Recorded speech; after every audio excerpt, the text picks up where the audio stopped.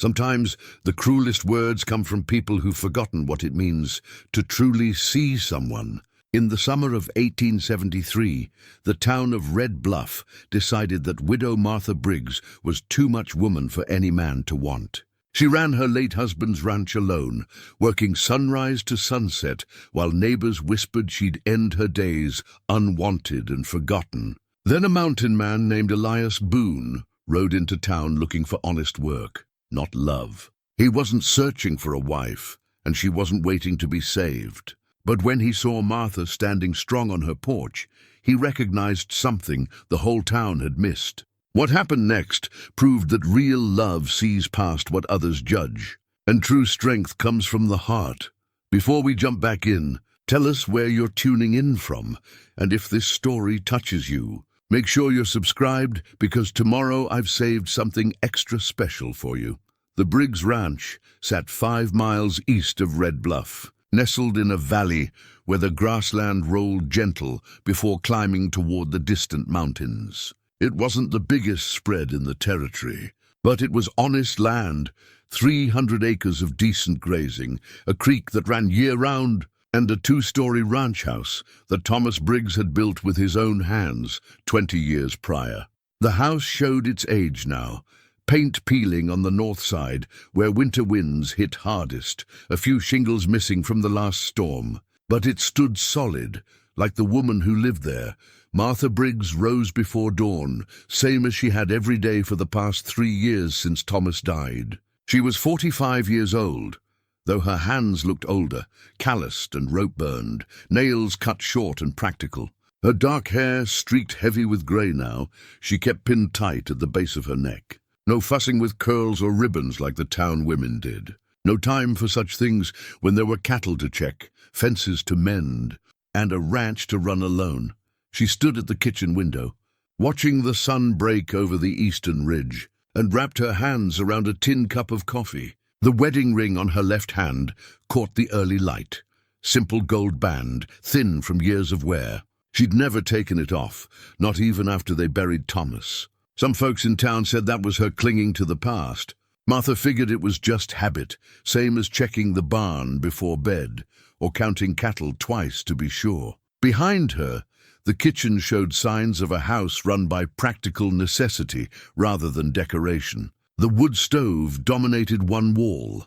The table where they ate their meals sat square in the center, 4 chairs around it, though only 3 got used now. Her oldest daughter, Sarah, had moved to the small room off the kitchen last year, wanting her independence. Emma, the youngest, still slept upstairs in the room she'd always shared with her sister. "Mom." Emma's voice came soft from the doorway.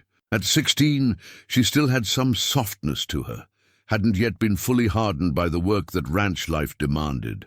She had her father's lighter hair and her mother's strong build. The town ladies whispered about Emma too, said she'd likely end up big like her mother, said it with pity like it was some kind of curse. "Morning, sweetheart," Martha said, not turning from the window.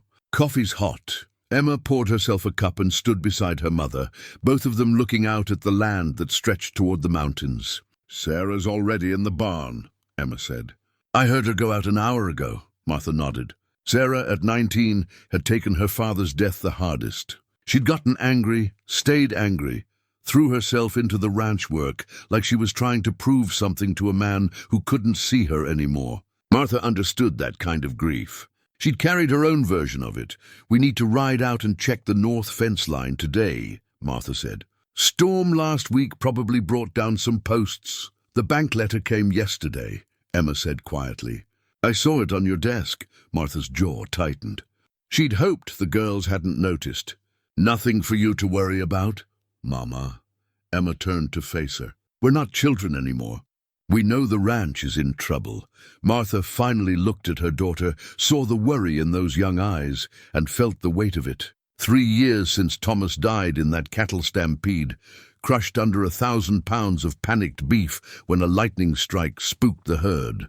3 years of Martha trying to hold together what he'd built, to keep the ranch running, to raise 2 daughters alone. 3 years of the town watching, waiting for her to fail. "Cornelius Hayes wants his payment," Martha admitted. "We're 90 days behind on the mortgage. How much do we owe? More than we have. Martha set down her coffee cup. But we'll figure it out. We always do. That was only half true.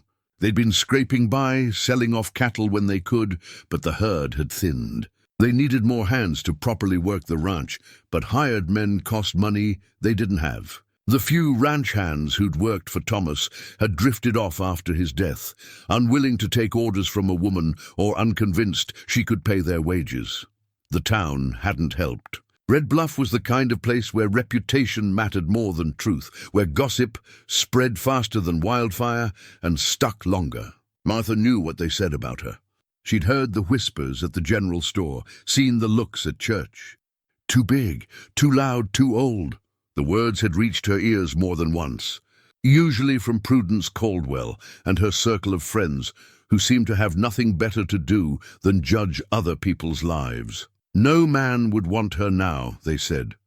Like that was the measure of a woman's worth, whether some man found her desirable. Like she needed wanting, when what she actually needed was help keeping the cattle fed and the fence posts straight. Sarah came in from the barn, dust on her pants and frustration on her face. She was built like her mother. Strong shoulders, capable hands, a frame meant for work, not for the tiny waisted dresses the town women wore. "South paddock fence is down," she announced. "Cattle got into the creek bottom," Martha sighed. "How many?" "Maybe a dozen. I can round them up after breakfast." "I'll help," Martha said. "I can do it myself." Sarah's voice carried that edge it always did now, sharp with the need to prove herself. "I know you can," Martha said gently. "But together we'll do it faster." They ate a quick breakfast of eggs and bread, then headed out to deal with the cattle. The morning work was hot and dusty, the kind of labor that left you bone-tired but satisfied when it was done. Martha watched her daughters work, Sarah fierce and determined, Emma steady and patient, and felt pride mixed with worry. What kind of future could she give them on a failing ranch? What would happen to them if the bank took this land? By noon, they'd corralled the wandering cattle and temporarily patched the fence. Martha stood looking at the repair job, knowing it wouldn't hold more than a few weeks. The whole fence line needed replacing, new posts, new wire. That took money and manpower, neither of which she had. Mrs. Briggs. A voice called from behind her. She turned to find Sheriff Dutch Milliman riding up on his sorrel mare. Dutch was a good man, fair and honest, one of the few people in town who'd never treated her different after Thomas died. He'd known Thomas, had respected him, and seemed to extend that same respect to Martha. "Afternoon, Dutch," Martha said, wiping sweat from her forehead. "Came out to check on you," he said, dismounting. "Heard Cornelius has been pressing about the mortgage." News traveled fast. "We're managing," Martha said, which wasn't exactly a lie, but wasn't quite the truth either. Dutch looked around the ranch, taking in the repairs needed, the work still undone.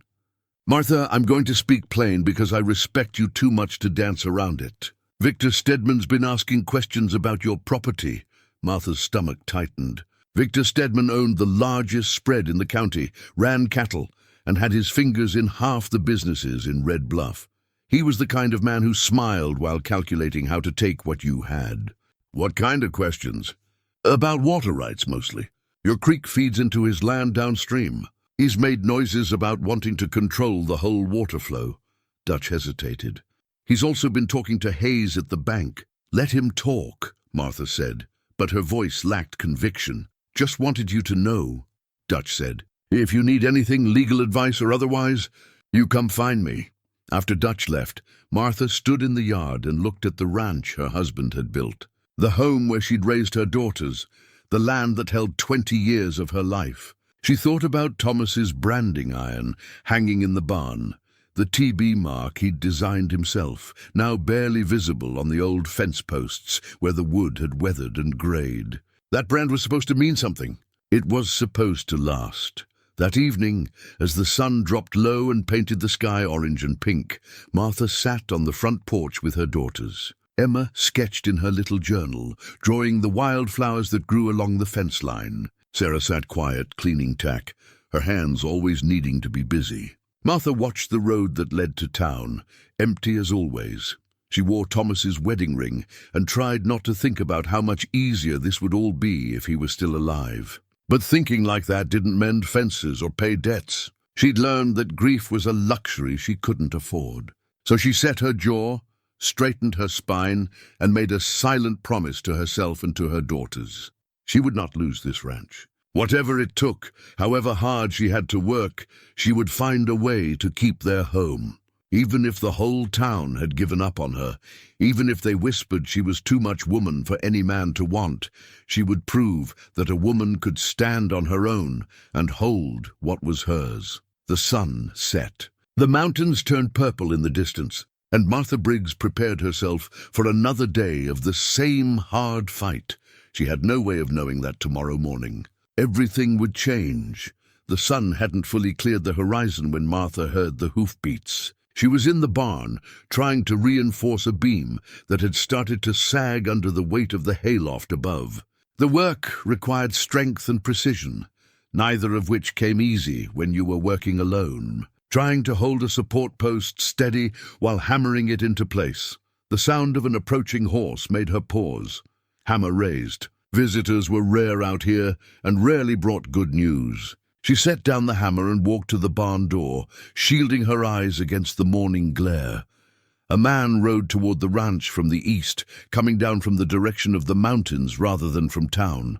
He sat tall in the saddle, leading a pack mule behind him. As he drew closer, Martha could make out more details. He was older, maybe early 50s, with a weathered face that spoke of years spent outdoors. His clothes were practical. Canvas pants, a worn cotton shirt, a wide-brimmed hat that had seen better days. But it was his saddle that caught her attention. Hand-tooled leather.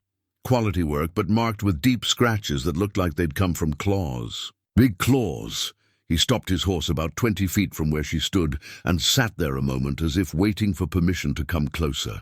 That alone set him apart from most men, who would have ridden right up to the house without a thought. "Morning, ma'am," he said, his voice low and even. "Name's Elias Boone. I'm looking for work." Martha crossed her arms, studying him. He had honest eyes, she'd give him that.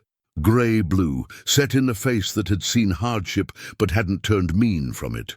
His hands on the reins were scarred and capable. A working man's hands. "What kind of work?" she asked. "Whatever needs doing," he said. "I'm handy with carpentry, good with horses and cattle. Can mend fence or fix machinery. I'm not particular, and I work hard. Where you coming from?" He gestured toward the mountains. "We've been up in the high country. Trapping, hunting, living rough for the better part of 15 years. Why come down now?" He was quiet for a moment, considering his answer. "Got tired of my own company, I suppose. Figured it was time to see if I still knew how to live among people." Martha appreciated that he didn't try to dress it up with lies or excuses. There was something in his manner that suggested he'd left civilization for a reason and was taking a risk by coming back to it. "I can't pay much," she said.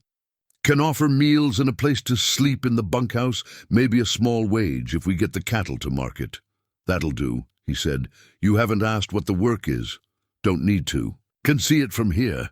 He nodded toward the sagging barn, the broken fence line visible beyond it, the general air of a place struggling under too much work and not enough hands. "Ranch this size needs at least 3 men working it. You're trying to do it alone. I have my daughters." "Didn't mean offense," he said quickly. "Just stating fact. You need help, I need work. Seems like it might suit both of us." Martha wanted to say yes immediately. God knew she needed the help, but caution held her tongue. She didn't know this man. For all she knew, he could be running from the law or worse. The town would have a field day if they heard she'd taken in some strange mountain man. The gossip alone might be worse than the struggle of working alone. As if reading her hesitation, Elias said, "I can give you references if you need them. Sheriff over in Copper Falls knows me. So does the trading post manager in Pine Ridge. I'm not running from anything illegal, if that's your worry." "What are you running from?" He met her eyes. "Grief, mostly. Lost my wife to fever about 16 years back. Couldn't stand to be in the house we'd built together, so I left. Spent a long time in the mountains trying to forget. Didn't work. Finally figured out you can't outrun what's inside you, so might as well stop trying." The honesty in his words struck something in Martha. She understood that kind of grief, the kind that made you want to run or work yourself to exhaustion just to avoid feeling it. "I'm a widow myself," she said. "3 years now." He nodded, a small gesture of shared understanding passing between them. "All right," Martha said. 2 weeks trial. You work hard, act decent, prove yourself. We'll talk about making it permanent. But first sign of trouble or dishonesty, you're gone. And my daughters are off limits for anything but respectful conversation. We clear?" "Crystal clear, Ma'am." "Martha," she said, "if you're going to work here, might as well use my name." "Martha," he repeated, tipping his hat. "Where should I stable my horse?" She showed him to the barn, pointing out the empty stalls. As he unsaddled his horse, she noticed the efficiency of his movements, the way he handled the animal with firm gentleness. The pack mule carried minimal supplies, a bedroll, some cooking gear, a rifle in a worn scabbard, and what looked like traps and pelts wrapped in canvas. "That your handiwork?" she asked, nodding at the saddle with its claw marks. "Mountain Lion took exception to me making camp in what she considered her territory," he said. "She came at the horse first. I managed to drive her off, but not before she got her claws into the leather." "You hunt lions?" "Only when they hunt me first." He looked at her. "I'm not a violent man by nature, Martha, but I've learned to protect what's mine." Something in his tone suggested layers she didn't fully understand yet. But there was no threat in it, just a statement of fact. He had the look of a man who could handle trouble if it came, but wouldn't go looking for it. Sarah appeared in the barn doorway, stopping short when she saw the stranger. Her hand instinctively went to the work knife on her belt. "Mama?" "It's all right," Martha said. "Sarah, this is Elias Boone. He's hired on to help with the ranch work. Elias, this is my eldest daughter, Sarah." Sarah's eyes narrowed, taking in every detail of the man. "Where'd you come from?" "The mountains," Elias said, not seeming offended by her suspicion. "Your mother's given me trial work for 2 weeks. We don't need help," Sarah said, her chin lifting. "Sarah," Martha's voice carried a warning. "We don't," Sarah insisted. "We've been managing fine on our own." Elias finished brushing down his horse before responding. When he did, his voice was mild. "Didn't say you couldn't manage. Just offered to make the managing a bit easier. But if you'd rather I move on, I will. No hard feelings?" His willingness to leave seemed to take some of the fight out of Sarah. She looked at her mother, and Martha could see the conflict there. Pride warring with the knowledge that they genuinely did need help. "He stays," Martha said firmly. 2 weeks' trial. Sarah turned and walked out of the barn without another word. "She's protective," Martha said. "Lost her father young. Doesn't trust easy. Can't blame her for that," Elias said. "World's given her reason to be cautious." Emma came to meet the stranger at lunch, more curious than suspicious. She peppered Elias with questions about the mountains, about the animals he'd seen, about what it was like to live so far from other people. He answered patiently, describing landscapes that sounded almost mythical, peaks that scraped the sky, valleys where elk gathered by the hundreds. Winters so harsh you could freeze solid if you weren't careful. "Did you get lonely?" Emma asked. "Every day," Elias said honestly. "But I wasn't ready to be around people yet. Sometimes a man needs to work through his troubles alone before he can be any good to anyone else." Martha served a simple meal of beans and cornbread, and they ate mostly in silence. She watched Elias from the corner of her eye, noting how he ate with appreciation, but not greed, how he thanked her for the food, how he offered to wash the dishes when they were done. Small gestures, but they spoke to character. After lunch, he asked what she wanted him to start on first. Martha showed him the barn beam that needed reinforcing. Within an hour, he'd assessed the problem, gathered the necessary materials from around the property, and started the repair work. Martha left him to it and went to check on the cattle with Sarah. "You sure about this?" Sarah asked as they rode out. "No," Martha admitted. "But we're running out of options. The bank wants payment in 90 days. We've got fence lines falling apart, and I can't do it all alone no matter how hard I try." "What if he's dangerous?" "Then Sheriff Dutch will help us deal with it." "But Sarah, sometimes you have to take a risk. Sometimes you have to trust that not everyone in the world means you harm. When they returned that evening, the barn beam was reinforced, the whole structure noticeably more stable. Elias had also repaired 3 broken stall doors and organized the scattered tools. He'd worked straight through without break, and the results showed. "Good work," Martha said, and meant it. "Felt good to be useful again," Elias said. "If it's all right, I'll get settled in the bunkhouse now." Martha showed him the small building behind the main barn. It was dusty from disuse. None of the hands had stayed since Thomas died, but structurally sound. "There's a stove if you want to heat it up at night," she said. "Water pump's just outside." "This'll do fine," he said. "I've slept in worse places." As Martha walked back to the house, she saw Sarah watching from the kitchen window. Emma was on the porch, her sketch journal open in her lap. The evening felt different somehow, the air changed by the presence of another person on the property. Martha couldn't say yet if it was a good change or a dangerous one, but she knew that something had shifted. That night, lying in bed, she thought about Elias's words about grief, about running from what's inside you. She looked at the empty space beside her, where Thomas used to sleep, and wondered if she'd been running too, in her own way. Running into work, into exhaustion, into the daily grind that left no room for feeling anything but tired. She thought about the wedding ring on her finger, and for the first time in 3 years, she considered whether wearing it was about honoring Thomas or about hiding behind him. Whether it was love or fear that kept it there. The next morning, Martha woke to find Elias had already started work. He'd drawn water for the horses, mucked out 2 stalls, and was examining the fence posts near the house when she came outside with coffee.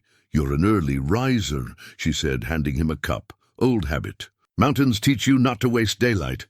He took the coffee gratefully. "These fence posts are rotted at the base. Whole line needs replacing, or you'll have cattle wandering come next storm." "I know," Martha said. "Haven't had time to get to it. I can start on it today if you want. Saw some decent timber in that grove past the creek. Could cut new posts, let them season while I work on other repairs." They fell into a rhythm over the next few days. Elias worked dawn to dusk, tackling the long list of repairs the ranch needed. Martha found herself relaxing slightly, though she kept an eye on him, watching for any sign of the danger Sarah feared. But he proved himself reliable, respectful, and remarkably skilled. He had a way with horses that even Sarah grudgingly admired, and Emma had taken to following him around when her chores were done, asking questions about everything from tracking animals to reading weather signs. On the 4th day, Sheriff Dutch rode out to check on things. Martha saw him talking with Elias by the barn, saw the easy way they conversed. When Dutch came to the house, he had a slight smile on his face. "Checked him out like you asked," Dutch said. "He's legitimate, known in Pine Ridge as honest and hard-working. Sheriff in Copper Falls said Boone helped track down some cattle thieves last year. Wouldn't take any reward. Said he was a man of his word." Martha felt tension she hadn't realized she was holding finally release. "Thank you, Dutch. He also asked me about you," Dutch added. "Wanted to know if there was any man in your life, any complications he should be aware of." "Why would he ask that?" Dutch gave her a knowing look. "Martha, I've known you long enough to speak plain. That man didn't ride down from the mountains randomly. He came looking for something, and I suspect he found it when he saw you. He came looking for work." "That too," Dutch agreed. "But watch yourself. Town's already talking, and you know how Prudence Caldwell gets." As if summoned by the mention of her name, Prudence Caldwell appeared at the ranch 2 days later, ostensibly to bring a basket of preserves, but really to inspect the new hired man. Martha saw through it immediately. "Martha, dear," Prudence said, her voice dripping with false sweetness. "I heard you'd taken in a stranger. I felt I should check on you, make sure everything was proper." "Everything's fine, Prudence. Is he living in the house?" The question came with an edge of scandal. "He's in the bunkhouse, same as any hired hand. Still, a single woman with a strange man on the property." "People will talk. People always talk," Martha said flatly. "Usually about things that aren't their business." Prudence's smile tightened. "I'm only thinking of your reputation. And your daughters. You wouldn't want them exposed to unsavory influences. Elias Boone is a decent, hard-working man who's helping me save this ranch. Anyone who has a problem with that can bring it to me directly, after Prudence left, surely racing back to town to spread whatever version of events would make the best gossip. Martha found Elias replacing fence posts in the north pasture. He worked with his shirt sleeves rolled up, sweat on his brow, completely focused on the task. "Town lady came by," Martha said. He paused in his work. "I know, saw her buggy. You want me to leave?" "No," Martha said, surprising herself with the firmness of the answer.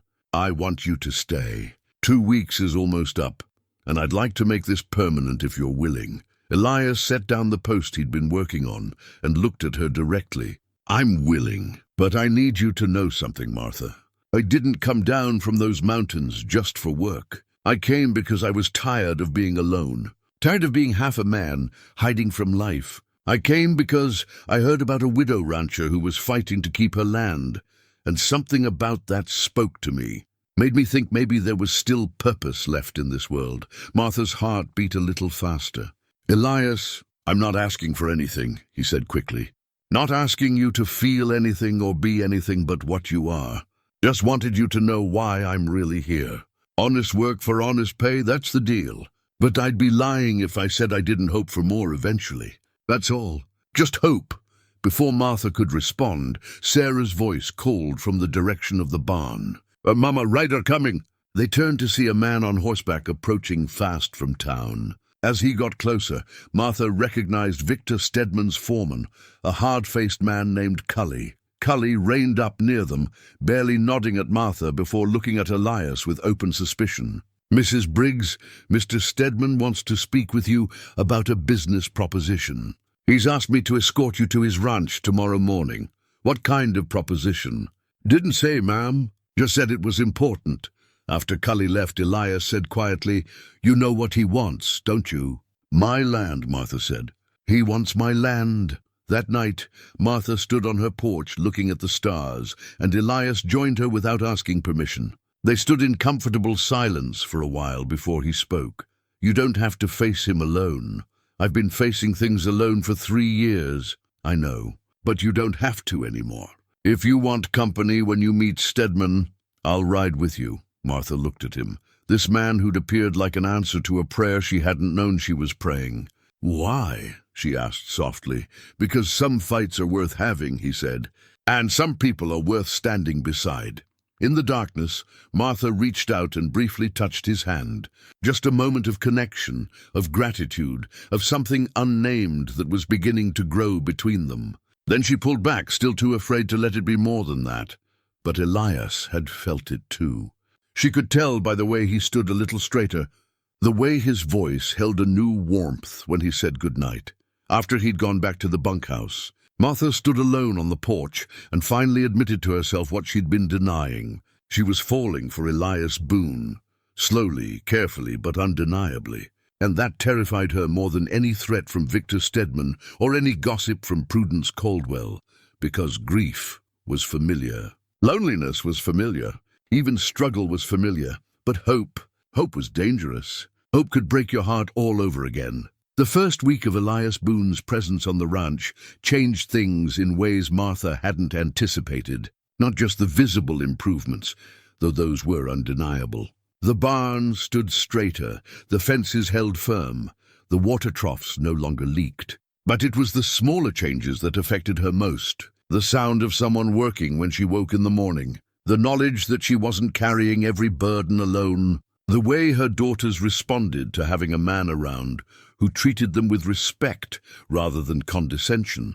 Elias worked with the kind of steady competence that came from years of self-reliance. He didn't need instruction or supervision. He'd assess what needed doing, gather what he needed, and get it done. By the end of that first week, he'd accomplished more than Martha had managed in the previous 2 months. She watched him from the kitchen window one morning as he worked with one of the horses in the corral. The mare had been skittish since Thomas died, unwilling to let anyone handle her properly. But Elias moved around her with patient calm, speaking low words Martha couldn't hear, his hands gentle but firm. Within 20 minutes he had a saddle on her, and by the end of the hour he was riding her around the corral as docile as a lamb. "He's good," Sarah said from behind Martha, making her jump slightly.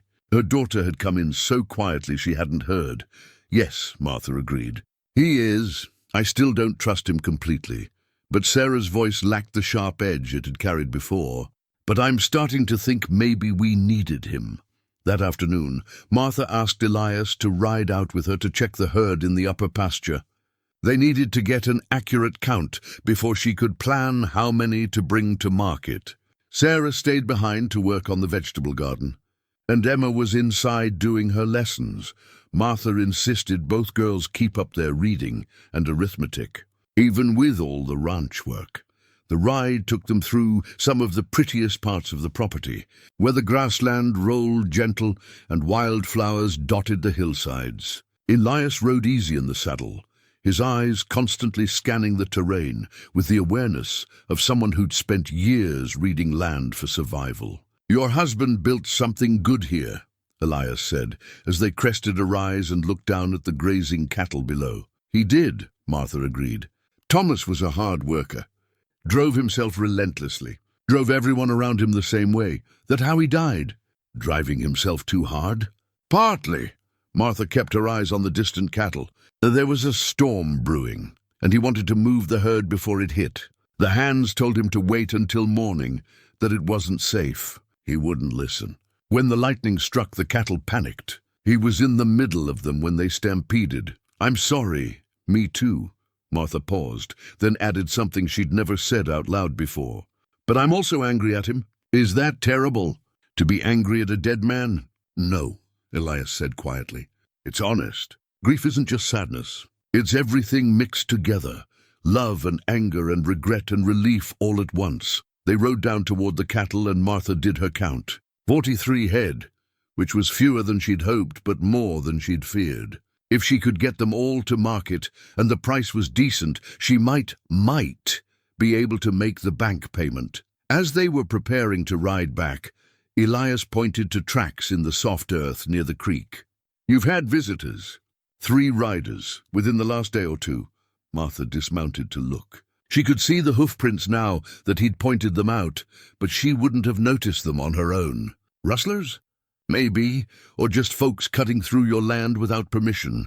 He knelt to examine the tracks more closely. They stopped here for a while. See how the prints overlap? They were watching something. The cattle. That'd be my guess. He stood, his face serious. Might want to keep extra watch for a while. Could be someone's planning to help themselves to your herd. The thought sent a chill through Martha. She couldn't afford to lose even 1 head of cattle, let alone multiple animals to thieves. What should we do? I can sleep in the barn for a while, keep an eye out at night. And maybe we should move the herd closer to the house, where they're easier to guard.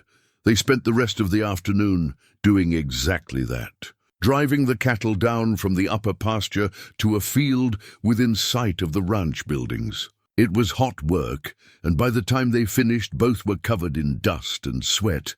That evening, as Martha was preparing supper, she found herself actually humming, as she worked. She stopped, startled by the realization. When was the last time she'd felt light enough to hum while cooking? The answer came immediately, not since before Thomas died.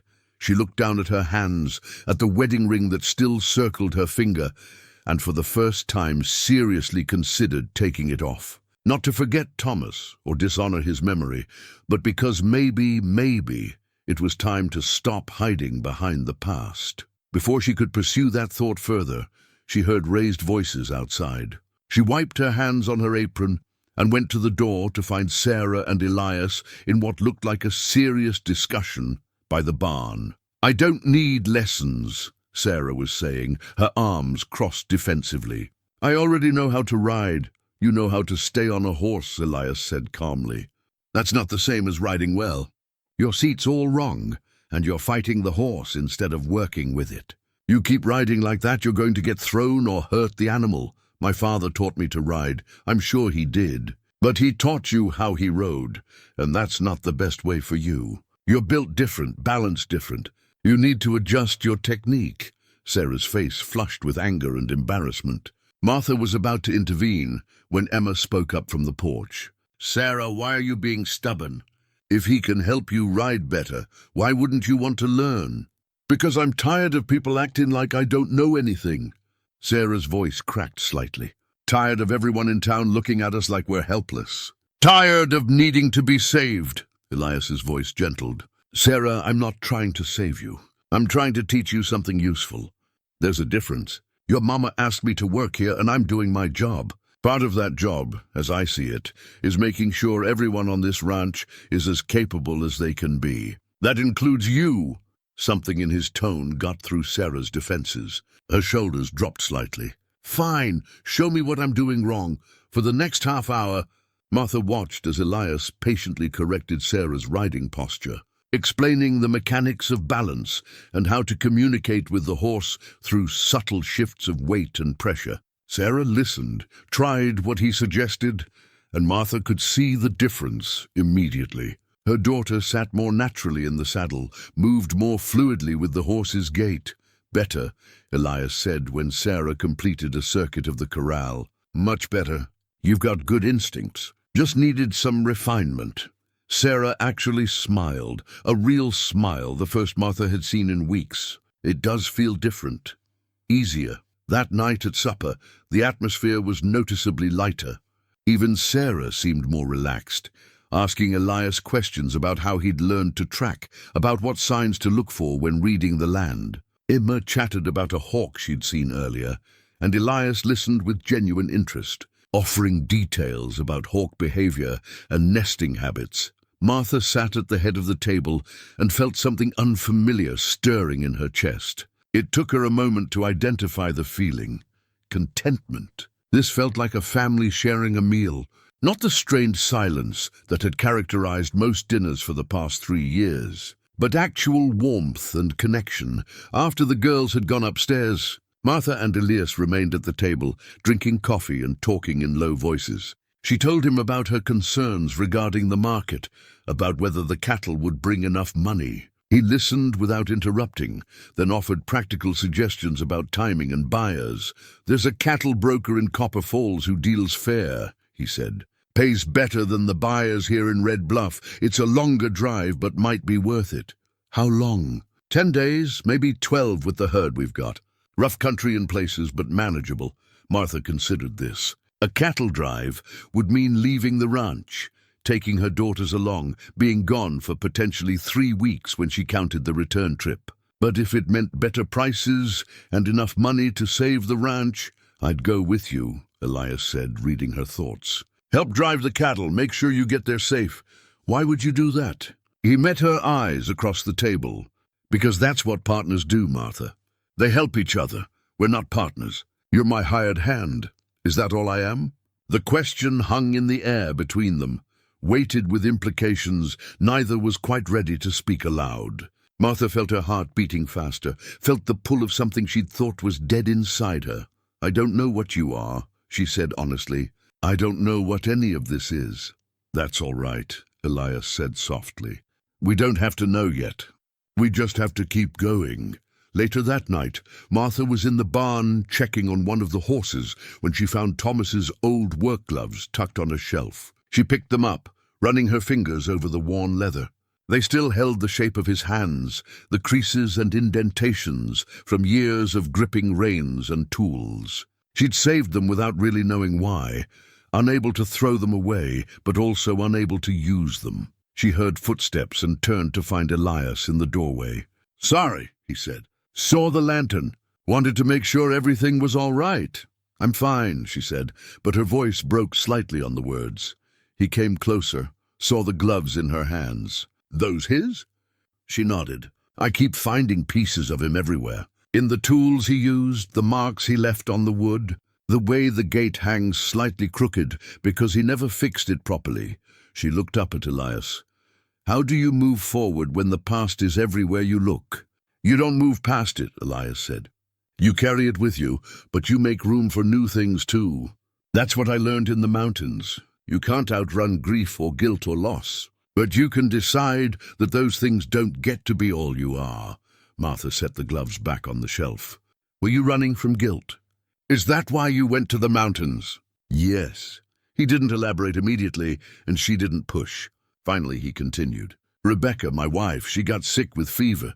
I rode 2 days to fetch a doctor, but by the time we got back, she was gone. I kept thinking if I'd ridden faster, left sooner, done something different. He stopped, his jaw tight. Took me a long time to accept that some things happen regardless of what we do, that we're not as powerful as we think we are. I'm sorry, Martha said. Me too.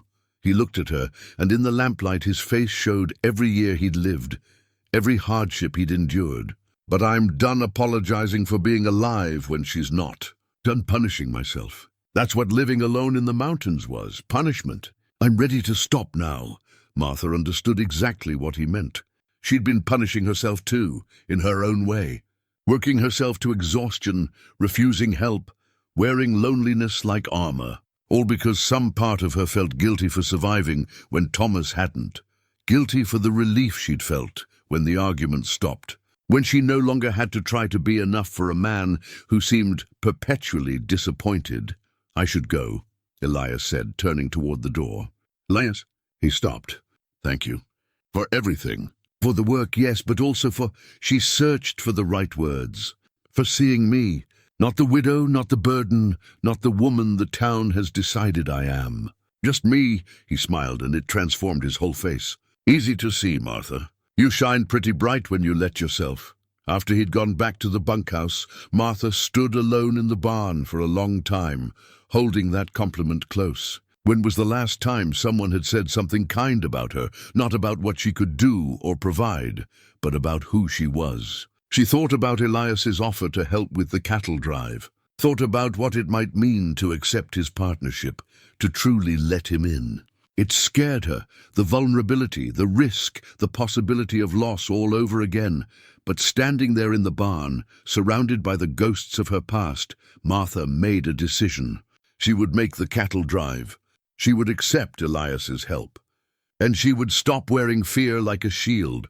Tomorrow, she would start planning. Tonight, she would let herself feel the smallest spark of hope that maybe, just maybe, things could be different. She extinguished the lantern and walked back to the house through the darkness. And for the first time in 3 years, the night didn't feel quite so empty. 3 days into the cattle drive, Martha understood why Thomas had always spoken of these journeys with a mixture of pride and exhaustion. Every muscle in her body ached from dawn to dusk in the saddle.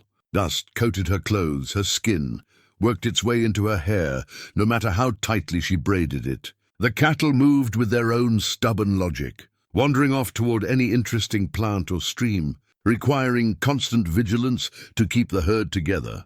But despite the hardship, Martha felt more alive than she had in years. The landscape changed as they climbed higher into the foothills. The grass grew shorter, tougher. Stands of pine appeared, darkening the hillsides. The air grew thinner, cooler, carrying hints of the snow-capped peaks still visible in the distance. They were following an old cattle route that wound through the easiest passes, but easiest was a relative term when dealing with mountain terrain. Emma had taken to the journey with surprising enthusiasm. During the midday rest breaks, when the cattle grazed and the humans caught their breath, she would pull out her small sketch journal and draw. Wildflowers that dotted the high meadows, the way the mountains layered against each other in shades of blue and purple. A hawk riding the thermals overhead. Let me see, Martha said. Settling down beside her daughter during one such break, Emma showed her the latest sketch, a surprisingly detailed rendering of the landscape they'd just traversed. The cattle small figures against vast hills. This is beautiful, honey, Martha said. You've got real talent. Papa always said drawing was a waste of time, Emma said quietly. Said I should focus on practical things. Martha felt a familiar pang of complicated grief. Thomas had been a good man in many ways, but he'd had rigid ideas about what was valuable and what wasn't. Art, music, anything that didn't directly contribute to the ranch's productivity, he'd dismissed them all. Your papa was wrong about that, Martha said firmly. Beauty matters. Creating something that helps people see the world differently, that's not a waste. That's a gift. Elias approached, leading his horse to water at the nearby creek. He glanced at Emma's journal. May I? Emma handed it to him. and he flipped through the pages with careful respect. His face showed genuine appreciation. "These are remarkable," he said. "You've captured the light on the mountains perfectly. And this one," he pointed to a sketch of a deer standing in morning mist. "I've seen this exact moment. You didn't just draw what it looked like. You drew what it felt like." Emma's face flushed with pleasure. Really? "Really?" He handed the journal back. "In the mountains I met a trapper once who couldn't read or write, but he could draw. He'd map routes, mark dangerous areas, record animal movements, all through pictures. Those drawings saved my life more than once when I was learning the territory. Your skill isn't frivolous, Emma. It's another way of seeing and understanding the world." Martha watched the exchange and felt warmth spread through her chest. Elias had a gift for seeing people clearly, for understanding what they needed to hear. He'd done it with Sarah when teaching her to ride better. Now he was doing it with Emma, validating something Thomas had dismissed. That evening, they made camp in a sheltered valley where the creek ran wide and shallow. Elias showed the girls how to set up a proper camp, where to put the fire for best protection from wind, how to arrange bedrolls, how to secure the horses so they wouldn't wander but could break free if a predator attacked. "You're a good teacher," Sarah said grudgingly, as she helped stake down the canvas shelter they'd brought for the girls to sleep under. "Had to learn everything the hard way," Elias replied. "Makes you remember the lessons better when you nearly freeze to death or lose your supplies to a bear. Figured I could save you some of that trial and error." As the fire crackled and their simple dinner cooked, the four of them sat in a rough circle. The cattle were bedded down nearby, their shapes dark lumps in the gathering dusk. The sky above was vast and clear, stars already beginning to appear, though full darkness was still an hour away. "Tell us a story," Emma said to Elias, "about the mountains." He thought for a moment, then began. "There was a winter about 8 years back when the snow came early and hard. I was up in high country, not quite ready to descend to my winter camp. Got caught by a storm that dropped 4 feet of snow in less than a day. What did you do?" Emma leaned forward, captivated. "Made a shelter best I could. A snow cave, basically. Dug into a drift and waited it out. Had enough food for maybe 3 days, if I was careful. Storm lasted 5.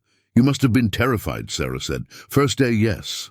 Second day, angry at myself for getting caught. Third day," he paused, his face thoughtful. "Third day, I got quiet inside. Realized that all my fear and anger weren't changing the situation. The storm didn't care how I felt about it. So I stopped fighting against what was and started just being in it." "That sounds like giving up," Sarah said. "No. Giving up would have been lying down and waiting to die. What I did was accept that I couldn't control the storm, but I could control how I responded to it. So I stayed calm, rationed my food carefully, kept my shelter maintained, and waited. Storm passed on the 6th day. I was weak and hungry, but I walked out alive." Martha understood what he was really saying. It was a lesson about more than surviving storms. It was about the difference between acceptance and defeat, between adapting and surrendering. "Is that when you learned to be so patient?" Emma asked. Elias smiled. "I learned a lot of things in those mountains. Patience was one, but maybe the most important thing I learned was that being alone isn't the same as being strong. I survived that storm, yes, but surviving isn't the same as living." He looked at Martha as he said it, and she felt the weight of his gaze. He was talking about more than winter storms now. He was talking about the choice to come down from the mountain, to risk connection again, to try living instead of just surviving. The conversation shifted to lighter topics, Sarah asking about tracking techniques, Emma wanting to know about mountain flowers. But Martha stayed quiet, thinking about Elias's words. She'd been surviving too these past 3 years, working herself to exhaustion, keeping her daughters safe, holding on to the ranch. But had she been living? Later, after the girls had gone to bed under their canvas shelter, Martha and Elias sat by the fire, keeping watch. The night was cool at this elevation, comfortable rather than cold. Above them, the stars blazed with an intensity impossible to see from lower elevations. "Thank you," Martha said, "for what you said to Emma about her drawing. I meant every word. I know That's why it mattered. She paused. Thomas wasn't a bad man. I never thought he was, but he was hard. He saw the world in very specific terms, useful or not useful, practical or frivolous. He loved us, I know he did. But he didn't always know how to show it in ways we needed. Elias fed another piece of wood to the fire. My Rebecca was like sunlight. Everything she touched felt warmer, brighter. I loved her desperately. But I also realize now that I made her carry all the emotional weight in our marriage. I was so focused on building our homestead, on being successful, that I forgot to just be present with her. When she died, I tortured myself thinking about all the moments I'd missed, all the times I'd chosen work over sitting with her. Is that why you're so good at seeing people? Martha asked. Because you learned what happens when you don't? Maybe. He looked at her directly. Or maybe it's because I recognize the same loneliness in others that I carried in myself. You've been lonely, Martha, even before Thomas died, I think. You've been going through the motions of life without anyone really seeing you. She wanted to deny it, but the truth of his words hit too close. How do you know that? Because I see you now, and I see how surprised you are every time someone acknowledges who you are, instead of just what you can do for them. Martha felt tears sting her eyes. She turned her face away, not wanting him to see how deeply his words affected her. But Elias shifted closer, his hand coming to rest gently on her shoulder. It's all right to want to be seen, he said quietly. It's all right to want someone to choose you, not because they need what you can provide, but because they value who you are. I don't know how to want that anymore, Martha whispered. I don't know how to be anything other than useful. Then maybe we learn together, Elias said. Because I've spent 16 years being useful to no one, living for nothing but my own survival. I don't know how to be part of something larger than myself anymore. But I want to learn. They sat in silence after that, shoulders touching, watching the fire burn low. Around them the night was full of sounds, the cattle shifting and breathing, the creek running its endless course, an owl calling from the pines. Martha felt something loosening in her chest. Some knot of tension she'd carried so long she'd forgotten it was there. Maybe Elias was right. Maybe they could learn together how to live again instead of just surviving. The next morning, they woke to discover 2 cattle had wandered off during the night. Sarah spotted the missing animals first during the dawn count, and her face went tight with worry. Could be they just drifted, Elias said, studying the ground. Or could be someone encouraged them to drift. He pointed to tracks near where the cattle had been bedded down. Boot prints, human, recent. Someone had walked right through their camp while they slept, close enough to touch the cattle. Why didn't we hear them? Sarah demanded. Because they were good at being quiet, Elias said grimly. Professional, most likely. They took 2 cattle as a message. We can take what we want, and you can't stop us.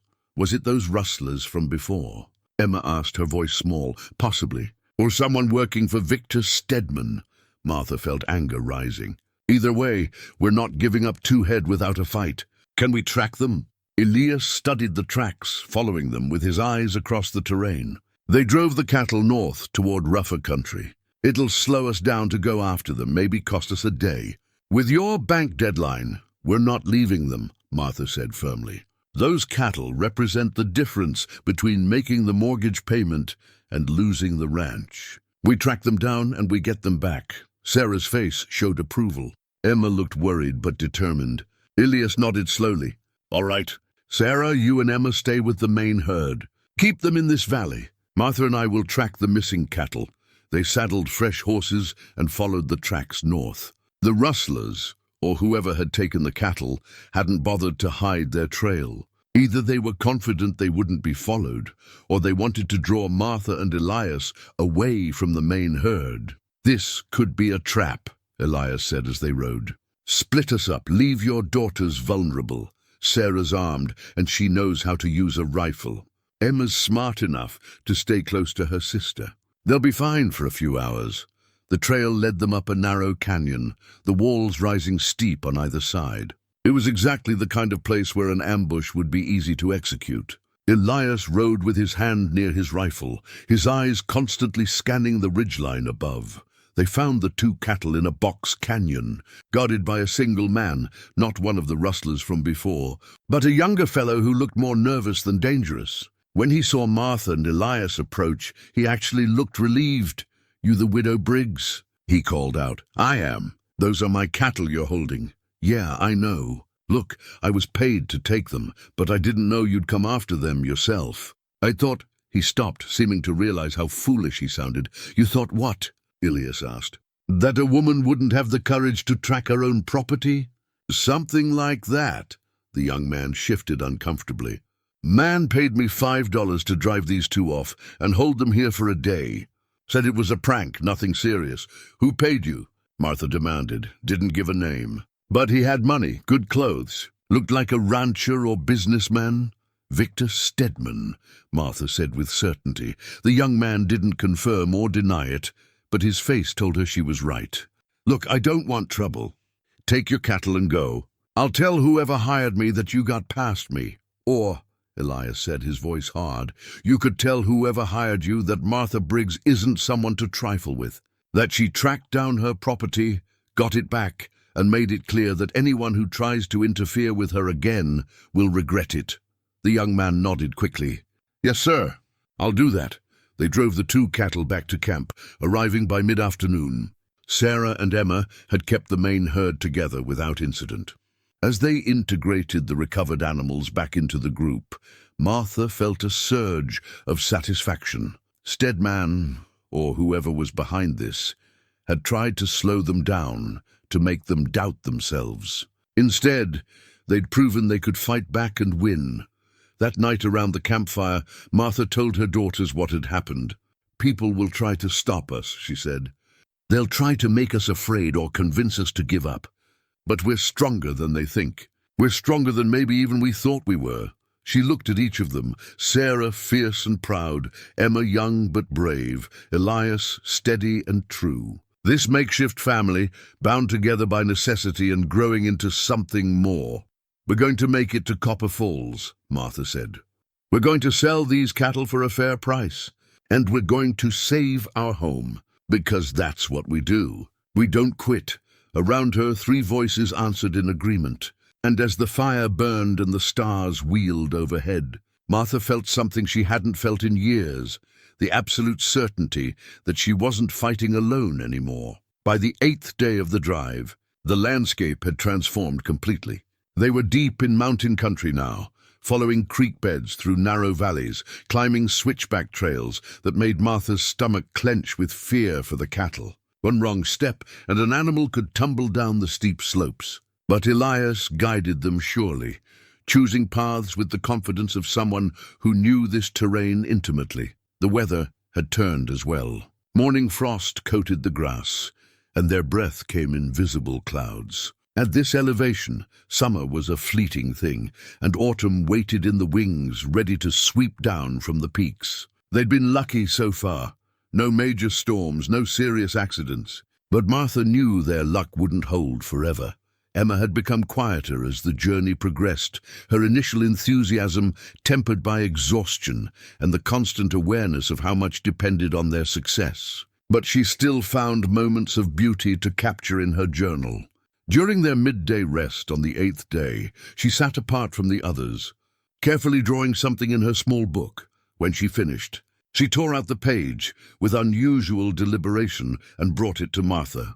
"For you, Mama." It was a wildflower, rendered in careful detail, the delicate petals, the way the stem curved, even the small imperfections that made it real rather than idealized. But Emma had done something extra. She'd pressed an actual wildflower onto the page, preserving it flat against the paper. "It's beautiful," Martha said, her voice catching. "I wanted you to have something to remember this time," Emma said. "Not just the hard parts, but the beautiful parts too. Because even though we're scared and tired and everything's uncertain, there's still beauty here. I don't want us to forget that." Martha pulled her daughter into a tight embrace. "I won't forget. I promise." That afternoon, as they pushed the herd through a particularly narrow passage between two rock faces, Sarah's horse stumbled.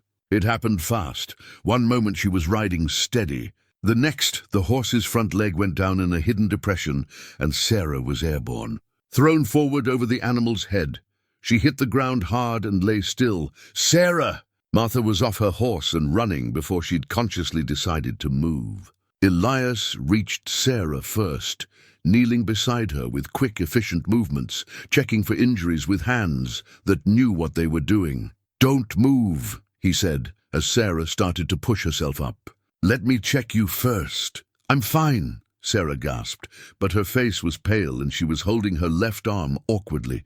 Elias gently examined her arm, his fingers probing carefully. "Not broken, but you've got a bad sprain. Maybe a slight fracture in the wrist. Either way, you need to rest it." "I can't rest it," Sarah protested. "We need every hand for the drive." "You're not doing anyone good if you make the injury worse," Elias said firmly. He looked up at Martha. "She needs to ride in the supply wagon for at least a day. Keep that arm immobilized and elevated." They made camp early that day, setting up in a protected spot where a stand of pines provided shelter from the wind that had kicked up. Elias fashioned a sling for Sarah's arm from a spare shirt, then showed Emma how to wrap it properly to provide support. Sarah sat by the fire, frustration radiating from every line of her body. She hated being sidelined, hated feeling useless. Martha understood that feeling all too well. "It's not your fault," Martha told her daughter, sitting down beside her. The horse stumbled. "Could have happened to any of us." "But it happened to me," Sarah said bitterly. "And now you and Elias have to do my work on top of your own. We'll manage." "We always do. That's what you always say. We'll manage." "But when do we get to do more than just manage, Mama? When do things get easier?" Martha didn't have an answer for that. The truth was, she didn't know if things would ever get easier. Maybe this was just life, one challenge after another, and all you could do was keep putting one foot in front of the other. Elias brought Sarah a cup of coffee and a plate of food, then sat down on her other side. "You know what I learned in the mountains?" he said. "Sometimes the bravest thing you can do is accept help. Took me years to figure that out. I kept thinking that needing anyone else was a weakness. But strength isn't about never needing help. It's about knowing when to accept it." Sarah looked at him, then at her mother, and some of the tension drained from her shoulders. "I'm scared," she admitted quietly. "What if we don't make it in time? What if all this effort is for nothing?" "Then we'll deal with that when it happens," Martha said. "But we're not there yet. Right now we're here, we've still got our cattle, and we're still moving forward. That's enough for today." That night, as the temperature dropped and the fire burned low, Sarah finally broke down. It started with tears she tried to hide, then became full sobs she couldn't control. Martha held her oldest daughter while she cried out all the fear and frustration and exhaustion she'd been carrying. "I miss him," Sarah cried. "I miss Papa, and I'm angry at him for dying, and I'm scared we're going to lose everything, and I don't know how to be strong enough for all of this." "You don't have to be," Martha said. "You're 19 years old, Sarah. You've already been stronger than anyone should have to be. It's all right to not have all the answers. It's all right to be scared." Emma came and joined the embrace, and then, after a moment's hesitation, so did Elias. The four of them sat huddled together by the fire, holding each other up, and Martha realized this was what family really meant. Not perfection or constant strength, but being there for each other when the strength ran out. The next morning, Sarah rode in the wagon as ordered, though she clearly hated every minute of it.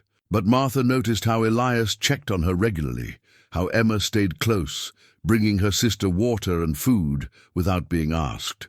They were taking care of each other, this makeshift family of theirs.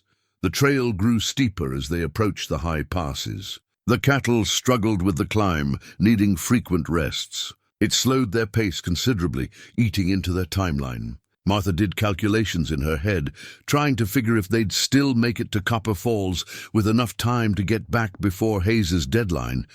It would be close, dangerously close. On the 10th day, they reached the summit of the pass. From there, they could see the valley beyond, greener, lower, easier terrain. Copper Falls was still 3 days away, but the hardest part of the journey was behind them. "We're going to make it," Emma said, standing beside Martha and looking down at the valley. "Yes," Martha said, and let herself believe it. We are. That night, they camped at the edge of the high country, preparing for the descent that would begin tomorrow. The cattle were tired but intact. Sarah's arm was healing. They'd lost no more animals to rustlers or accidents. Against all odds, they were succeeding. As Martha lay in her bedroll looking up at the stars, she thought about what Emma had said earlier, about remembering not just the hard parts, but the beautiful ones too. This journey had been both. The fear and exhaustion, yes, but also the moments of connection, the small victories, the growing bond between four people who'd chosen to stand together. She thought about the pressed wildflower Emma had given her, now carefully tucked into her saddlebag. A reminder that even in the midst of struggle, beauty persists, that hope can bloom in unlikely places. And she thought about Elias sleeping nearby, keeping watch even in his sleep. This man who'd come down from the mountain looking for purpose and had found it in helping them, who saw her not as a burden or a project, but as a person worth knowing. Martha touched the wedding ring on her left hand, the one she'd worn for 3 years since Thomas died. For the first time, she could imagine taking it off, not to forget Thomas or dishonor his memory, but to acknowledge that she was still alive, still capable of moving forward, still allowed to want things for herself. She wasn't ready yet, but she was getting closer. The stars wheeled slowly overhead, ancient and unchanging, and Martha let sleep take her. Tomorrow they would descend into the valley. Tomorrow they would get closer to Copper Falls and the sail that would determine their future. Tomorrow would bring its own challenges, but tonight, wrapped in blankets under a mountain sky, surrounded by her daughters and the man who'd chosen to stand with them, Martha Briggs let herself rest. They reached Copper Falls on the 13th day, driving the cattle into the holding pens at the edge of town just as the sun reached its zenith. Martha was bone-tired, covered in trail dust, and more nervous than she'd been in years. Everything depended on the next few hours, whether Augustus Kimball would offer a fair price, whether it would be enough to save the ranch. The town was larger than Red Bluff, more prosperous. Well-maintained buildings lined wide streets. The cattle pens were professionally constructed, and Martha could see several other herds already penned, waiting for sale. This was a real cattle market, not just a backwater transaction. "You three stay with the herd," Martha told her daughters and Elias. "I'll find Kimball and set up the sale." "I should come with you," Elias said. "No," Martha's voice was firm. "This is my ranch, my cattle, my negotiation. I need to do this part myself." She saw understanding dawn in Elias's eyes. This wasn't about not trusting him or not wanting his help. This was about Martha proving to herself that she could stand on her own when it mattered most. "We'll be here," he said simply. Martha walked into town, following directions to Kimball's office. She was conscious of how she must look, trail-worn, dusty, a woman alone in a cattle town. But she held her head high. She'd driven 43 head of cattle through mountain passes and fought off rustlers. She could handle one cattle broker. Augustus Kimball's office was above the mercantile, a neat space with ledgers lining the walls and a large desk dominating the center. Kimball himself was a surprise. A small, precise man with spectacles and ink-stained fingers. He looked more like a clerk than a cattle broker. "Mrs. Briggs," he said, standing when she entered. "Elias Boone sent word you might be coming. Please sit." Martha lowered herself into the chair across from his desk, grateful to be off her feet. "You know Elias?" "Known him for years. Good man, honest. When he sent word that he was helping a widow drive cattle to market, I made sure to keep an eye out for you." Kimball opened a ledger. "How many head?" 43. Mixed ages, good condition despite the drive. I'll need to inspect them, of course. But assuming they're as described, I can offer you $28 a head." Martha's heart leaped. $28 was better than she dared hope. 43 head at that price would give her, she did quick mathematics in her head, over $1,200. Not quite enough for the full mortgage payment, but close. "So close. That's a fair price," she said carefully. "When can you inspect them?" "This afternoon."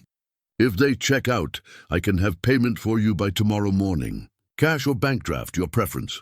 "Cash," Martha said immediately. She didn't trust banks anymore, not after what Hayes had done. They shook hands, and Martha walked back toward the cattle pens, feeling lighter than she had in months. $1,200. Combined with what she'd saved, she might have enough. It would be incredibly tight, but it might work. She found her small family waiting by the pens. Emma was sketching the town buildings. Sarah sat with her arms still in its sling, looking frustrated but healing. Elias stood watching the cattle, his posture relaxed but alert. "How'd it go?" he asked when Martha approached. $28 a head, pending inspection this afternoon. Elias's face broke into a genuine smile. "That's excellent, Martha. Better than I hoped. It's not quite enough," she admitted. "But it's close. Maybe close enough." They spent the afternoon at the pens, while Kimball and his assistant inspected each animal. Martha watched anxiously as they examined hooves, teeth, checked for disease or injury. But the cattle had come through the drive in good shape, and Kimball nodded approval as he made notes in his ledger. "Fine herd," he told Martha when the inspection was complete. "I'll have payment ready at 9 tomorrow morning." That evening, they took rooms at a boarding house, a luxury after nearly 2 weeks of sleeping on the ground. Martha insisted the girls share one room while she took another. Elias got a third room down the hall. They'd earned this small comfort. Martha soaked in a real bath for the first time since leaving home, washing away the trail dust and exhaustion. She put on her one clean dress and braided her damp hair. When she looked in the mirror, she saw someone she almost didn't recognize, worn but strong, tired but determined. A woman who'd accomplished something remarkable. They gathered for dinner at the boarding house dining room, all 4 of them cleaned up and looking more civilized. The meal was simple but felt like a feast after trail food: roast chicken, vegetables, fresh bread. Emma actually laughed at something Elias said, a sound Martha had almost forgotten. "Tomorrow we get the money," Sarah said. "Then we ride back?" "Fast as we can," Martha confirmed. "We've got maybe 5 days before Hayes' deadline." "It'll be close, but we can make it." After dinner, Martha walked out onto the boarding house porch, needing air and space to think. She was so close to saving everything. So close to proving that she could hold on to what was hers without surrendering to men like Victor Stedman or Cornelius Hayes. Elias found her there, 2 cups of coffee in his hands. He offered her one without speaking, and they stood side by side, watching the street below. Copper Falls was quieter than Red Bluff, more orderly. Street lamps glowed in the gathering darkness. "You did it," Elias said finally. "You drove those cattle through country that would have stopped most men. You tracked down rustlers. You kept your daughters safe. You did everything you set out to do." "We did it," Martha corrected. "I couldn't have done this without you, Elias. You know that." "Maybe, but you would have tried anyway." "That's who you are." They were quiet for a moment, then Elias said, "Martha, I need to tell you something. About why I really came to Red Bluff, about who I was before the mountains." Martha turned to look at him, hearing something in his voice, a weight. A confession preparing itself. "I told you I went to the mountains after Rebecca died," he continued. "But I didn't tell you everything. I didn't tell you what I was running from. You don't have to." "I do. Because if we're going to—" He stopped, started again. "During the war, I served with a cavalry unit in Missouri. We did things, terrible things. I followed orders I shouldn't have followed. I hurt people who didn't deserve hurting. After the war ended, I tried to forget, tried to build a normal life with Rebecca. But the ghosts followed me." He stared out into the darkness, his voice hollow. "When she died, I took it as judgment. Thought maybe God was punishing me for what I'd done. So I ran to the mountains to punish myself further. Spent 16 years living like a hermit, like I didn't deserve human connection or comfort. Elias, I'm not that man anymore," he said urgently. "I've spent years trying to be better, trying to atone. But you deserve to know the truth before—" He stopped, unable to finish. Martha set down her coffee and turned to face him fully. "Before what?" "Before you let me be part of your life. Before your daughters start to depend on me. Before—" He met her eyes. "Before I tell you that I've fallen in love with you and want to stay, not just until the ranch is saved, but after. For however long you'll have me." Martha's breath caught. She'd known on some level that feelings were growing between them. But hearing him say it out loud, Hearing the vulnerability in his voice made it real in a way it hadn't been before. "I don't care about your past," she said softly. "I care about who you are now. And the man you are now is someone who came down from a mountain to help a widow he'd never met, who's been patient and kind with my daughters, who sees me as a person, not just as someone to be pitied or used." "Martha, I'm not ready," she interrupted. "I'm not ready to take off my wedding ring or make promises about the future. But I'm not ready either, if that makes sense. I'm somewhere in between, and I need you to be patient with that." "I can be patient," Elias said. "I've got nothing but time, and nowhere else I'd rather be." They stood close together on the porch, not quite touching, but near enough to feel each other's warmth. Martha felt something shifting inside her, some old barrier beginning to crack. "When we get home," she said, "when the ranch is saved and things settle down, maybe then we can figure out what this is, what we could be." "I'd like that." They went back inside shortly after, parting at their respective doors with small smiles and unspoken promises. Martha lay in her bed that night, feeling something she'd thought was gone forever. Anticipation for the future, not just dread of what might go wrong. She woke the next morning to pounding on her door. Sarah's voice, urgent and frightened. "Mama!" "Come quick!" Martha threw on her dress and rushed into the hall. Sarah stood there, her face pale. "It's Elias. Someone attacked him. He's hurt." They found him in his room, sitting on the edge of the bed, holding a cloth to his head. Blood seeped through the fabric. His room had been ransacked, belongings scattered, furniture overturned. "What happened?" Martha demanded, kneeling beside him. "Someone came in during the night," Elias said, his voice tight with pain. "Hit me from behind while I was sleeping.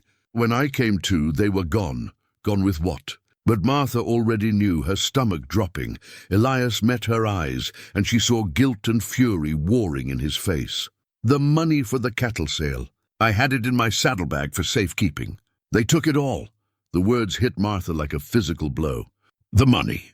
The $1,200 that was supposed to save her ranch. Gone." "No," she whispered.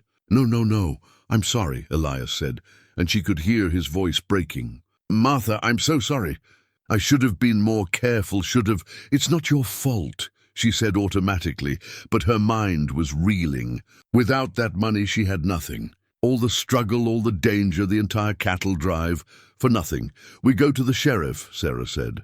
"Report the theft. They can track the thieves." "There's no time," Martha said dully. "We're 5 days from home. Hayes's deadline is in 6 days. Even if they caught the thieves today, we couldn't get the money back and make it home in time." The full weight of defeat pressed down on her. She'd done everything right. She'd taken the risk, made the drive, sold the cattle. And still it wasn't enough. Still she was going to lose. "There has to be something we can do," Emma said, tears streaming down her face. But Martha couldn't think of anything. The money was gone. The deadline was immovable. The ranch, her home, her daughter's future, everything Thomas had built was going to slip through her fingers. Elias stood, swaying slightly from the head wound. "My savings, the $1,500 I told you about, it's hidden at the ranch in the bunkhouse. We can use that." "That's your money," Martha said. "It's money," Elias corrected. "And money's no good if you don't use it for something that matters. Your ranch matters. Your daughter's future matters. You matter, Martha. It still might not be enough. And even if it is, we have to get back in time." "Then we ride hard," Elias said. "We leave right now, push the horses, travel day and night if we have to. We can make it in 4 days if we don't stop." Martha looked at her daughters. Sarah fierce despite her injury, Emma frightened but determined. She looked at Elias, blood still on his face, offering everything he had without hesitation. She thought about the ranch, the home she'd fought so hard to keep, and she made a decision. "We ride," she said. "Right now, we don't stop for anything. We get home, we get Elias's money, and we pay Hayes before his deadline. We're not done fighting yet." They gathered their few belongings, saddled horses that were still tired from the drive out, and left Copper Falls within the hour. Martha took one last look at the town that had nearly represented salvation before becoming the site of their greatest setback, but she didn't let herself wallow in despair. Not yet. They still had a chance, however slim. And Martha Briggs didn't quit while there was still breath in her body and miles left to cover. The race was on. The week following the town meeting passed in a blur of legal proceedings and paperwork. Dutch and a lawyer from Copper Falls, hired with some of the extra money the town had contributed, worked to untangle the mess Stedman had created. The foreclosure was officially halted pending investigation into Stedman's business practices. True to the community's word, the money they'd pledged came through. Martha stood in the bank, no longer managed by Cornelius Hayes, who'd quietly resigned and left town, and made the full payment on her mortgage. The feeling of handing over that money, of watching the debt marked as paid in full, was almost overwhelming. "It's done," the new bank manager said, stamping the final document. "The ranch is yours, free and clear, Mrs. Briggs." Martha walked out of the bank with the paid mortgage document in her hands. Sarah and Emma waited outside, and all three of them stood on the wooden sidewalk, looking at the paper that represented years of struggle finally resolved. "We did it," Sarah said, her voice full of wonder. "We actually did it." "We did," Martha agreed. She looked at her daughters, both of them stronger for what they'd endured, both of them braver than anyone should have to be at their ages. "I'm proud of you both. Your father would be proud too." They returned to the ranch to find Elias had been busy. He'd spent the week catching up on repairs that had been neglected during their absence, but he'd also done something more. Above the main gate leading to the property, he'd hung a new sign. Freshly carved wood, the letters burnt deep into the grain. "Briggs Boone Ranch," it read. Martha stared at the sign, her heart in her throat. Elias, he came out of the barn, wiping his hands on a rag. "I know we haven't talked about it officially," he said. "And I know you're not ready for everything, but I wanted you to know that I see this as a partnership, equal. Your ranch, but also mine now, if you'll have me." Martha walked up to him slowly. Behind her, she heard Sarah and Emma quietly retreating to the house, giving them privacy. She stopped in front of Elias, looking up into his weathered, honest face. "I took off Thomas's ring," she said quietly. "Well, I moved it to my right hand, because I'm not trying to forget him or pretend he never existed. But I'm also not going to keep hiding behind him." Elias's eyes searched her face. "What are you saying, Martha?" "I'm saying that I'm ready," Martha said. "Maybe not for everything all at once, but ready to try, ready to let someone in. Ready to—" she took a breath. "Ready to accept that partnership you're offering. In the ranch and in whatever else might grow between us." "Martha," he said, his voice rough with emotion, "I need you to be sure. I need you to know that I'm not offering to save you or rescue you. I'm offering to stand beside you as an equal." "I know," Martha said. "That's exactly what I want." He reached out slowly, giving her every chance to pull back, and cupped her face in his work-roughened hands. "I'm going to kiss you now," he said. "If that's all right." "It's more than all right," Martha whispered. The kiss was gentle at first, tentative, two people who'd been hurt before moving carefully toward something new. But it deepened naturally, becoming a promise of possibilities, of partnership, of two damaged people choosing to try again. When they pulled apart, Martha was smiling. Actually smiling, broad and genuine, in a way she hadn't in years. "So the sign stays?" Elias asked. "The sign stays," Martha confirmed. "Partners, partners," he agreed. That evening, they gathered for dinner as they had so many times before. But everything felt different now, lighter. Sarah and Emma chatted about their plans for the future, Sarah talking about expanding the herd next spring, Emma showing sketches she'd made for a proper garden. "We should have a celebration," Emma said. "Invite the town, thank everyone for their help." "A barn dance," Sarah suggested.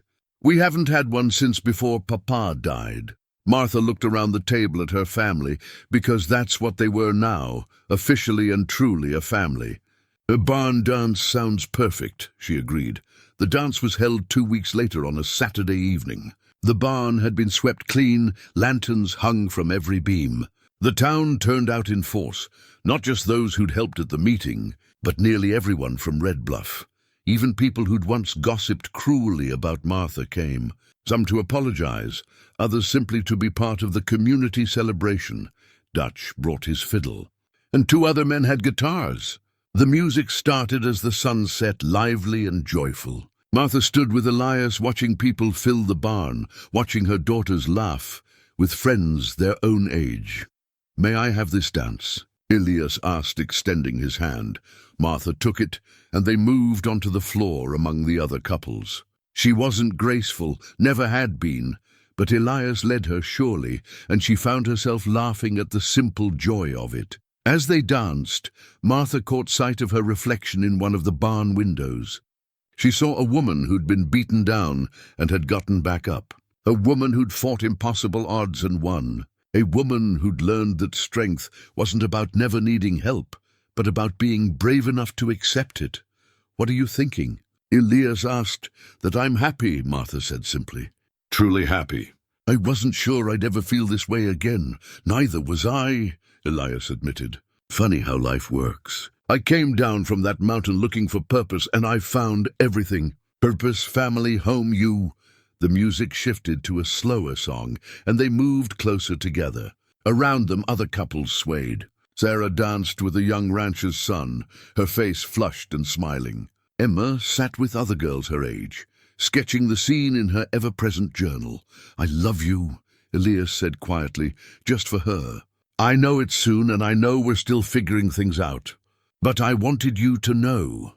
Martha looked up at him, this mountain man who'd come looking for redemption and had helped her find her own. "I love you too," she said. "I think I have for a while. I just wasn't ready to admit it."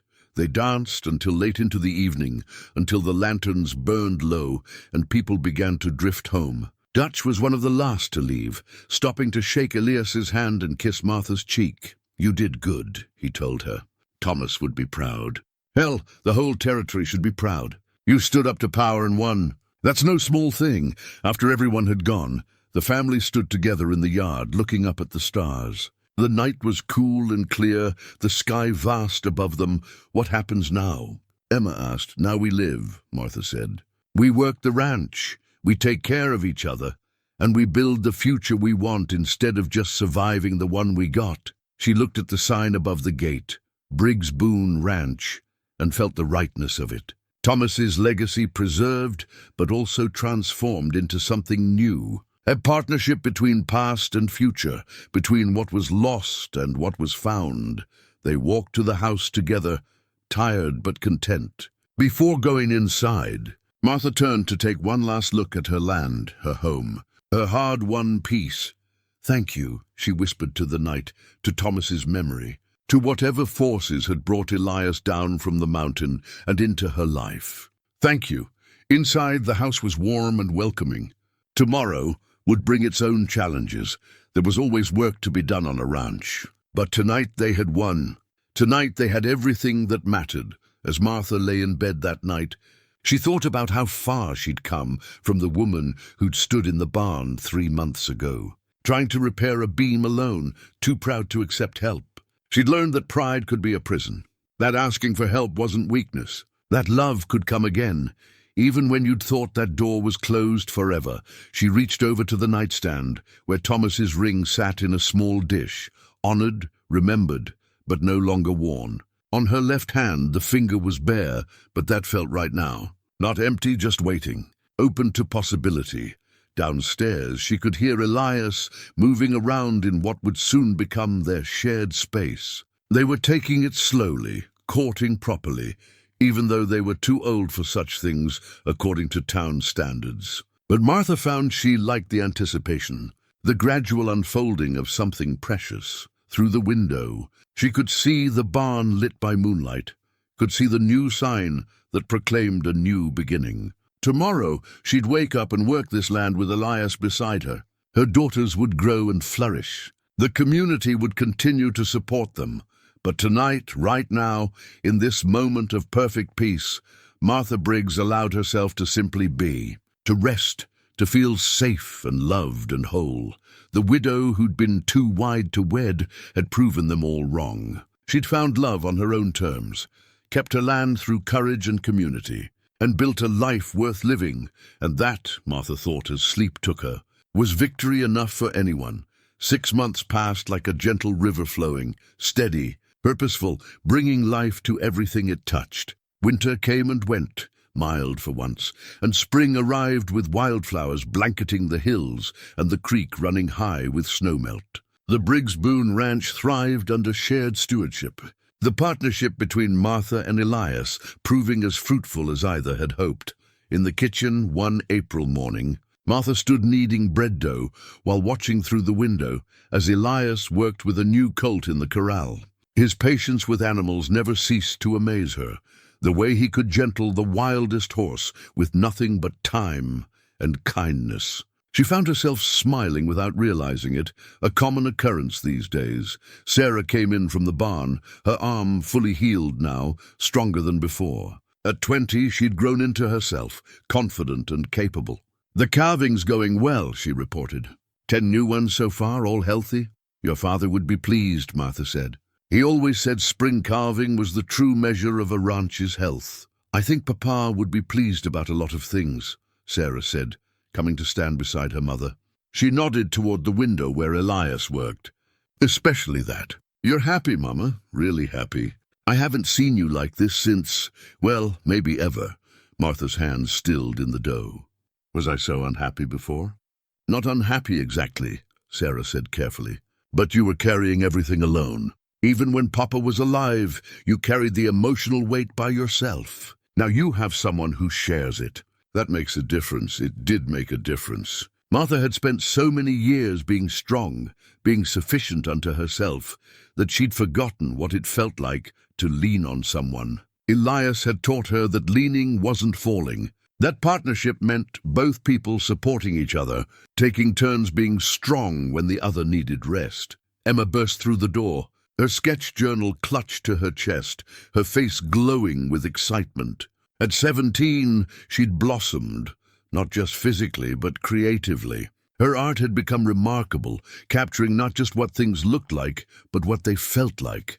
"Mama, look what came in the mail." She spread a letter on the table, smoothing it with trembling hands. "The Art Academy in Denver.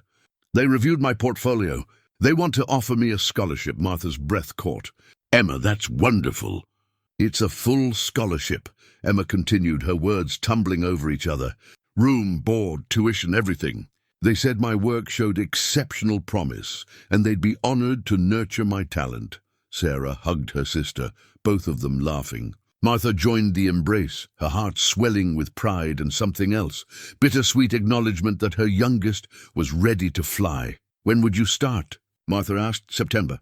"If I go?" Emma's excitement dimmed slightly.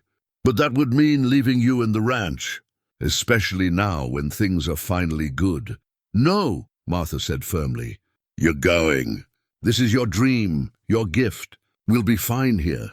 "But, Emma," Martha took her daughter's face in her hands. "I fought to keep this ranch so you and Sarah could have futures. Real futures, with choices. If your choice is art school in Denver, then that's what you'll do. We'll miss you desperately, but we'll be so proud we could burst." Elias came in then, drawn by the commotion, and Emma showed him the letter. His face broke into that rare, full smile that transformed him from weathered to beautiful. "This is remarkable, Emma. Denver's going to be lucky to have you." That evening, they celebrated with a special dinner. Martha used the good china, Thomas's mother's china, saved for important occasions, and cooked Emma's favorite foods. They ate and laughed and told stories, and Martha felt the strange mix of joy and grief that comes with watching your children grow toward independence. After dinner, Martha and Elias walked out to their favorite spot, a rise overlooking the ranch where you could see the whole valley spread below. The sun was setting, painting everything in shades of gold and amber. "Emma leaving will be hard on you," Elias observed. "Yes," Martha admitted, "but it's right. She has a gift, and gifts like that need to be nurtured. I won't clip her wings just because I'll miss her." "That's love," Elias said. "Real love, wanting what's best for someone even when it costs you something." They stood in comfortable silence, watching the light fade. In the 6 months since the town meeting, their relationship had deepened steadily. They'd courted properly, rides together, dinners, long conversations on the porch. Elias had moved some of his things into the main house, but still kept the bunkhouse as his own space, respecting Martha's need to move at her own pace. "Martha," Elias said, his voice taking on a more serious tone, "I've been thinking about us, about what comes next." Martha's heart picked up speed. "Oh?" He turned to face her fully, taking both her hands in his. "I want to marry you, properly. Not as a business arrangement or a convenience, but because I love you and want to spend whatever time I have left on this earth by your side." Martha felt tears sting her eyes. "Elias, I know we said we'd take it slow," he continued, "and we have. But I'm 53 years old, Martha. I spent 16 years alone in the mountains, punishing myself for things I couldn't change. I don't want to waste any more time. I want to wake up beside you every morning. I want to grow old with you. I want to be your husband, not just your partner." "Yes," Martha said, the word coming out choked with emotion. "Yes, I'll marry you. Not because I need saving or protecting, but because I love you and want all those same things." He pulled a small box from his pocket, opening it to reveal a simple gold band. "It was my grandmother's," he explained. "Only thing I kept from my old life besides that scarred saddle. I'd be honored if you'd wear it." Martha let him slide the ring onto her left hand, where it sat beside the calluses and scars of a life well lived. It fit perfectly, as if it had been waiting all along for her finger. They married a month later in the same church where Martha had confronted Victor Stedman. But this time the church was decorated with flowers, filled with friends and well-wishers, resonant with joy instead of conflict. Sarah stood as Martha's witness, Emma as her bridesmaid. Dutch stood up for Elias, looking proud as any father. Martha wore a new dress, not white, that would be silly at her age, but a deep blue that Emma said made her eyes shine. She walked down the aisle alone, because she was giving herself freely, not being given by anyone. When she reached the front where Elias waited, looking handsome in his best suit, his eyes shining with love, she felt complete in a way she'd never expected to feel again. Reverend Howell conducted a simple ceremony. They exchanged vows they'd written themselves, promises of partnership, respect, love, and laughter. When Elias kissed his bride, the church erupted in applause. The reception was held at the ranch, another barn dance like the one 6 months before, but this time celebrating not survival but joy. The whole town came, even some of the people who'd once been cruel. Victor Stedman, notably, was not present. He'd left the territory entirely after the investigation into his business practices had uncovered fraud in multiple land deals. As the evening wore on and the dancing continued, Martha stood with her new husband. Husband, what a word. What a gift, watching their community celebrate. "Happy?" Elias asked. "So happy I'm almost afraid," Martha admitted. "Like if I'm too happy, something will come and take it away." "Nothing's going to take this away," Elias said firmly. "We've both learned that you can't outrun sorrow or loss. They come when they come, but that's not a reason to hold back from joy. Joy is what makes the hard times bearable." Sarah approached with the young rancher's son, Jacob, whom she'd been courting. "Mama, Jacob and I have been talking." "About the future?" Martha raised an eyebrow. "Should I be expecting another wedding?" Sarah blushed, but held her ground. "Eventually, maybe. But for now, we want to work together. His father's ranch and ours, they share a border. There's good land between that neither family has been using. We thought maybe we could partner, run cattle together on shared grazing land, build something new while respecting what both our fathers built." Martha looked at her daughter, seeing not the angry, defensive girl who'd lost her father, but a confident young woman ready to build her own future. "I think that's a wonderful idea. We can work out the details later, but Sarah, I'm proud of you, not just for being smart about business, but for being open to partnership. That takes courage." After Sarah and Jacob returned to the dancing, Martha and Elias slipped away from the celebration. They walked to the rise overlooking the ranch, their special place, and stood looking down at the lights from the barn, listening to the music and laughter carrying on the wind. "Do you ever regret it?" Martha asked, coming down from the mountain. You could have stayed up there, stayed safe from all the complications of living among people. Never, Elias said without hesitation. The mountain was safe, but it wasn't living. He gestured at the ranch, the celebration, the life they'd built. This is living. The joy and the risk and the messiness of it all. I wouldn't trade a single moment. Martha leaned into him, and he wrapped his arm around her. They stood like that for a long time, two people who'd both been broken in different ways, who'd both survived isolation and loss, who'd found each other against all odds. Below them, Emma appeared in the doorway of the barn, backlit by lantern light. She waved up at them, then went back to sketching. Even in the middle of a party, she couldn't resist capturing moments of beauty. In 4 months she'd leave for Denver, and the ranch would be quieter. But she'd come home for visits, and her art would carry pieces of this place with her wherever she went. Sarah was dancing with Jacob, their heads close together, planning their future. She'd stay on the ranch, work it alongside her mother and Elias, eventually bringing her own family into the legacy. And Martha would continue to work this land she'd fought so hard to keep. But now with a partner who saw her as an equal. She'd grow old here, on this ranch that bore both her name and her husband's, surrounded by children and eventually grandchildren, part of a community that had learned to see strength in unexpected places. "What are you thinking?" Elias asked, the question he asked often, always genuinely wanting to know. "I'm thinking about that summer morning when you rode up to the barn," Martha said. "How I almost sent you away. How close I came to letting pride stop me from accepting help. What stopped you?" "I don't know exactly. Desperation, maybe. Or some instinct that told me you were different. That you saw me." "I did see you," Elias said. "Still do. Every day I see you more clearly. Your strength, your courage, your capacity for love, despite how much you've been hurt." Martha turned in his arms to face him. "The town used to say I was too wide to wed. Too old, too big, too much. They were fools," Elias said. "You're not too much. You're exactly enough. More than enough. You're everything." She kissed him then, long and deep, tasting promise and permanence. When they pulled apart, she saw her whole future reflected in his eyes, mornings working side by side, evenings on the porch, seasons turning, a life fully lived instead of merely survived. "We should get back to the party," Martha said.